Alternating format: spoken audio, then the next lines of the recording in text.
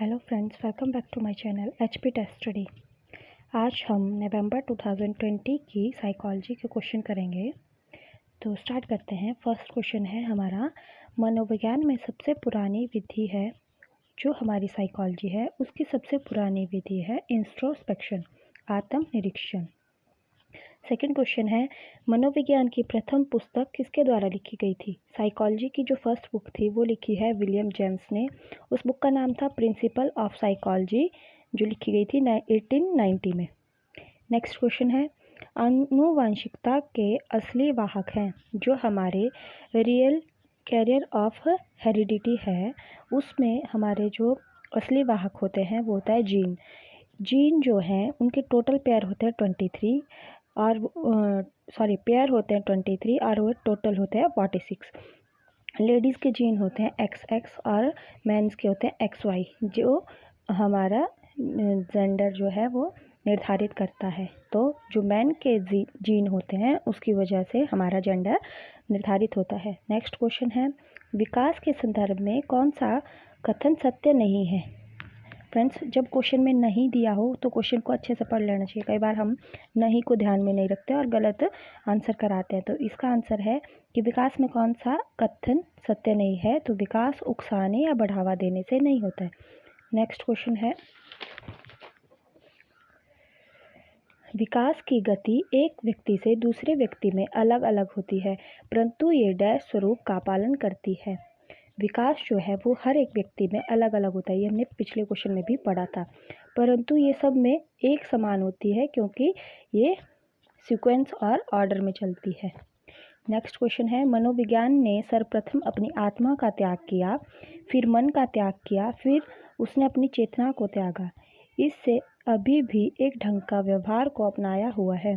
मतलब जो साइकोलॉजिस्ट हैं उन्होंने सबसे पहले साइकोलॉजी को आत्मा का अध्ययन बताया था, फिर उन्होंने मन का अध्ययन बताया था। हमने कल क्वेश्चन पढ़ा था, आत्मा का अध्ययन किसने बताया था? प्लेटो और अरस्तु ने। और फिर मन का अध्ययन बताया था विलियम वुंड ने। और उसके बाद अब जो है साइकोलॉजी जो है वो व्यवहार पर अपना अध्ययन करती है। तो ये कहा है वुडवर्थ के द्वारा। नेक्स्ट क्वेश्चन है, सामाजिकरण की प्रक्रिया में शामिल है। जो सोशलाइजेशन है उसमें मूल्यों और विश्वासों का अर्जन होता है। एक समाज में हम जो कुछ भी सीखते हैं वो सामाजिकरण कहलाता है। तो इसमें मूल्य और विश्वास का अर्जन होता है। संस्कृति की रीतियों और मानदंडों को सीखा जाता है और समाज के विभिन्न मानदंडों के अनुकूल हम चलते हैं। तो सामाजिकरण में सब क्रियाएं निर्धारित की जाती हैं। नेक्स्ट क्वेश्चन है, पियाजे ने शैशवावस्था को कहा है। जो शैशवावस्था है उसे पियाजे ने सेंसरी मोटर स्टेज कहा है, जब जो बच्चा जो होता है वो 0 to 2 ईयर का होता है और वो अपनी सेंसर्स के आधार पर अपनी चीज़ों को पहचानना शुरू कर देता है। पियाजे ने हमें 4 अवस्थाएं बताई है, जिसमें फर्स्ट है सेंसरी मोटर स्टेज, सेकंड है प्री ऑपरेशनल स्टेज, थर्ड है कॉन्क्रीट स्टेज और फोर्थ है formal operation stage. Next question है, वाइगोत्स्की के अनुसार सीखने को पृथक नहीं किया जा सकता। वाइगोत्स्की जो है इन्होंने सामाजिकरण, संस्कृति और लैंग्वेज का अध्ययन किया था। तो मैंने पहले भी बताया था कि जहाँ भी वाइगोत्स्की लिखे वहाँ समाज, संस्कृति और जो भाषा है, अगर किसी ऑप्शन में ही दिया हो तो उसे आप टिक कर दो। इसमें देखो डी क्वेश्चन है उसके सामाजिक संदर्भ से, तो ये सामाजिकरण को बढ़ावा देते थे। नेक्स्ट क्वेश्चन है, प्रचलित योजनाओं में नई जानकारी जोड़ने को किस नाम से जाना जाता है? जब हमारे पास पुरानी कोई इन्फॉर्मेशन होती है और उसमें जब हम नई इन्फॉर्मेशन डालते हैं तो वो कहलाती है एसिमिलेशन, यानी आत्मसातकरण। नेक्स्ट क्वेश्चन है, बाल केंद्रित शिक्षा का समर्थन निम्न में से किस विचारक द्वारा किया गया था? बाल केंद्रित शिक्षा का जो समर्थन है वो किया था जॉन डुई ने, और जॉन डुई ने ही लर्निंग बाय डूइंग का ऑब्जेक्ट भी दिया था। नेक्स्ट क्वेश्चन है, गेट्स के अनुसार अनुभव द्वारा व्यवहार में परिवर्तन ही डैश है। गेट्स के अनुसार जो अनुभव का व्यवहार है वो सीखना होता है। जब हम कोई अनुभव सीखते हैं तो हमारा लर्निंग होती है। नेक्स्ट क्वेश्चन है, निम्न में से कौन सा बुद्धि का सिद्धांत हार्वर्ड गार्डनर द्वारा दिया गया था?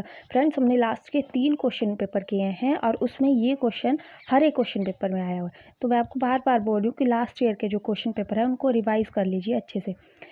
तो देखिए हार्वर्ड गार्डनर वाला कौन सा बुद्धि का सिद्धांत था, उसमें उन्होंने दिया था बहुबुद्धि का सिद्धांत, मल्टीपल इंटेलिजेंस, और उन्होंने 8 प्रकार की बहुबुद्धि का सिद्धांत दिया था। 8 प्रकार की जो बुद्धि के बारे में उन्होंने बताया था। नेक्स्ट क्वेश्चन है, बुद्धि की स्पीयरमैन परिभाषा में जी कारक है। ये क्वेश्चन भी हमने कल के क्वेश्चन पेपर में किया है कि जो स्पीयरमैन ने परिभाषा दी थी उसमें स्पीयरमैन में 2 बुद्धि के सिद्धांत दिए थे, एक जी और एक एस। जी का अर्थ था सामान्य बुद्धि यानी कि जनरल इंटेलिजेंस, जो हमें जन्म से प्राप्त होती है, और एस फैक्टर का मतलब है स्पेशल इंटेलिजेंस, जो हमें किसी ट्रेनिंग के द्वारा प्रदान की जाती है। नेक्स्ट क्वेश्चन है, एक 5 वर्षीय बालक की मानसिक आयु 6 वर्ष है तो उसकी बुद्धि लब्धि होगी। ये वाले क्वेश्चन बहुत बार आते हैं फ्रेंड्स। तो इसका फॉर्मूला मैंने आपको बताया था, mental as divided by chronological age into 100, IQ ऐसे निकाला जाता है।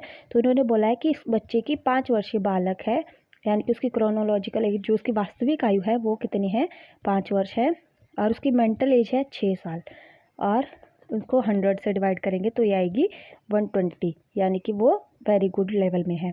जो एवरेज एज होती है वो होती है 90 to 110 में, और जब वेरी गुड में चला जाता है बच्चा, जब इंटेलिजेंट हो जब उसको ज़्यादा जो वेरी गुड लेवल में होता है जब तो उसकी IQ लेवल होता है 110 टू अबव, और बिलो एवरेज होता है 70 to 90, और पुअर लेवल में आता है 50 to 70।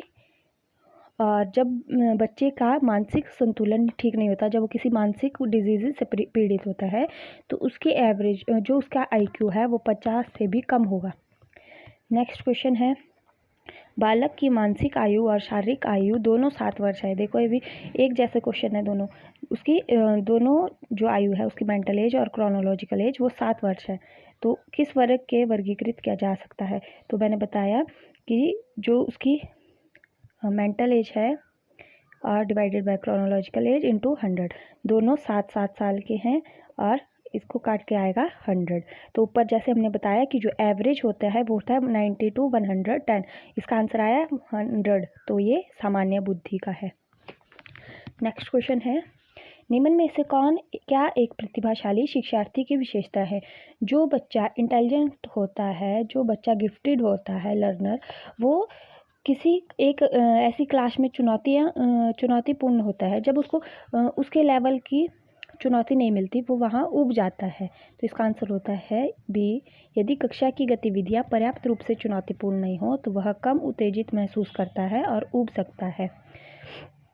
नेक्स्ट क्वेश्चन है, कथानक प्रत्यक्षण परीक्षण यानी कि थ्रेमेटिक एप्रिसिएशन टेस्ट, ये जो है हमारे व्यक्तित्व यानी पर्सनैलिटी से जुड़ा होता है, TAT। नेक्स्ट क्वेश्चन है, एक विद्यार्थी द्वारा विज्ञान की कक्षा में सीखी गई अवधारणा का उपयोग सामाजिक विज्ञान की कक्षा में किया जाता है तो यह घनात्मक अधिगम है। मतलब जब उसने साइंस का क्वेश्चन जो है, साइंस का कॉन्सेप्ट जो उसने सोशल साइंस में अप्लाई कर दिया है, तो वो पॉजिटिव वे में वो पॉजिटिव वे में सीख रहा है। जब हम जैसे मान लीजिए हम मैथ का कोई क्वेश्चन इंग्लिश में तो कर सकते नहीं है, मतलब मैथ का कॉन्सेप्ट अलग होगा, इंग्लिश का कॉन्सेप्ट अलग होगा, तो ये जो है ऋणात्मक अधिगम तो ये शून्य अधिगम स्थानांतरण होगा। मतलब इसका इफेक्ट और इसका मैथ का इफेक्ट जो है इंग्लिश पे बिल्कुल भी नहीं पड़ेगा। और जब हम कोई ऐसी चीज़ देखते हैं जो किसी दूसरी चीज़ को समझने में हमारे मुश्किल पैदा कर देती है, तो वो ऋणात्मक अधिगम स्थानांतरण कहलाता है। नेक्स्ट क्वेश्चन है, व्यक्तिक भिन्नताएं पाई जाती है। जो व्यक्तिक भिन्नताएं हैं, प्रत्येक व्यक्ति जो है अलग अलग होता है, ये साइकोलॉजी का कहना है। तो व्यक्तिक भिन्नताएं जो है बुद्धि में भी होती हैं, अभिवृत्ति में भी होती है, लैंगिक भिन्नता में भी होती हैं। नेक्स्ट क्वेश्चन है, जब कोई परीक्षण व्यक्ति की योग्यता का मापन निरंतर और सही रूप से करता है वह परीक्षण कहलाता है रिलायबल। जब किसी बच्चे का अच्छे से उसकी परीक्षण किया जाता है तो वो रिलायबल कहलाता है। नेक्स्ट क्वेश्चन है, कौन सा वस्तुनिष्ठ प्रश्न है। मतलब ऑब्जेक्टिव टाइप किस तरह के क्वेश्चन होते हैं, ये भी सारे ऑब्जेक्टिव टाइप के क्वेश्चन है। जब हम सही और गलत को लगाते हैं, जो फिलिंग द ब्लैंक्स होते हैं, जो जिनमें एक में चूज़ करना होता है, वो सारे वस्तुनिष्ठ प्रश्न कहलाते हैं। नेक्स्ट क्वेश्चन है, विशेष आवश्यकता वाले बच्चों को शिक्षा प्रदान की जानी चाहिए। जो हमारी समावेशी शिक्षा है वो कहती है कि सभी जो बच्चे सही हैं और जो बच्चे दिव्यांग हैं उन सबको एक ही छत के नीचे शिक्षा दी जानी चाहिए। तो इसमें बोला है कि विशेष आवश्यकता वाले बच्चों को शिक्षा प्रदान की जानी चाहिए सामान्य बच्चों के साथ, क्योंकि हम जो है समावेशी शिक्षा को बढ़ावा देते हैं। नेक्स्ट क्वेश्चन है सभी के लिए विद्यालय में सभी के लिए शिक्षा। सभी के लिए विद्यालय में सभी के लिए शिक्षा यानी कि सभी बच्चों को एक विद्यालय में समान शिक्षा जब दी जाएगी उसे कहते हैं समावेशी शिक्षा।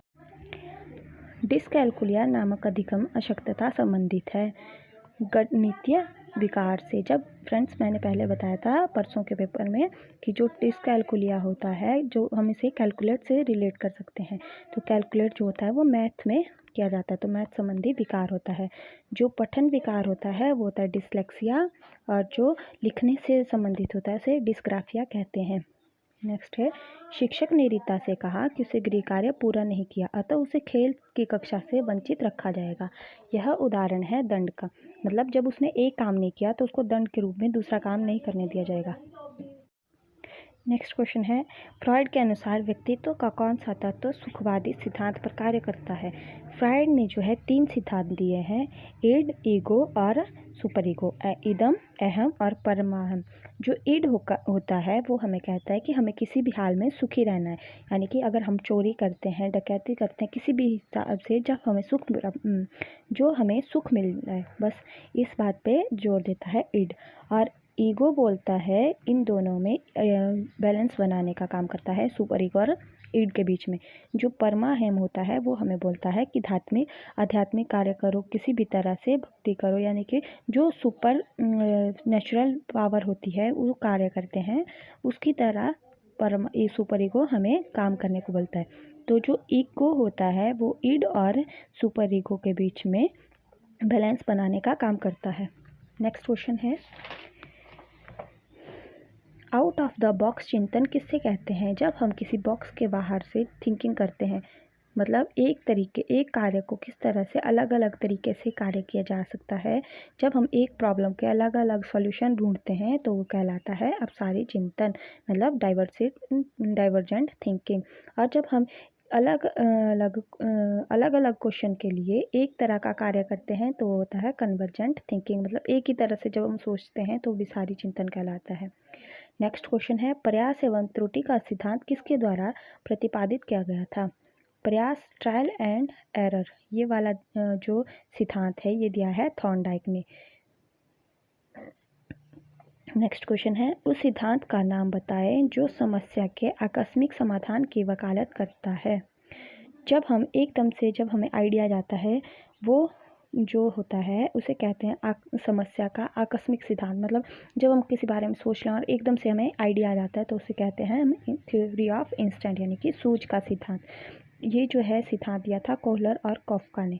तो फ्रेंड्स ये थी आज की वीडियो। थैंक यू, लाइक करें, शेयर करें और सब्सक्राइब करें। Thank you.